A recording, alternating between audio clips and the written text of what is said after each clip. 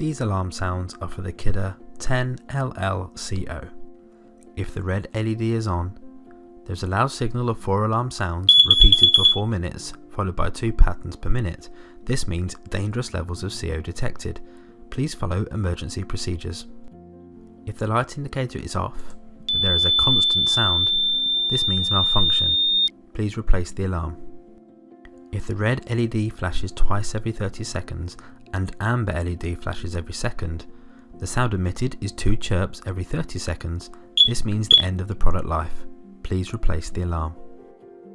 If the amber LED flashes and green LED blinks error code every other 30 seconds, the sound emitted is 1 beep every 30 seconds, this means fault. Please replace the alarm. If the amber LED flashes every 30 seconds, the sound emitted is 1 beep per minute, this means low battery. Please allow the unit to warm up for 2 hours. If still beeping, please replace the alarm. If the red LED is flashing every 30 seconds, but the alarm is silent, this means there's been a historical CO event in the last 14 days. Please check your appliances. If the green LED flashes every 30 seconds and the alarm is silent, this means the alarm is in normal operating mode. No action required.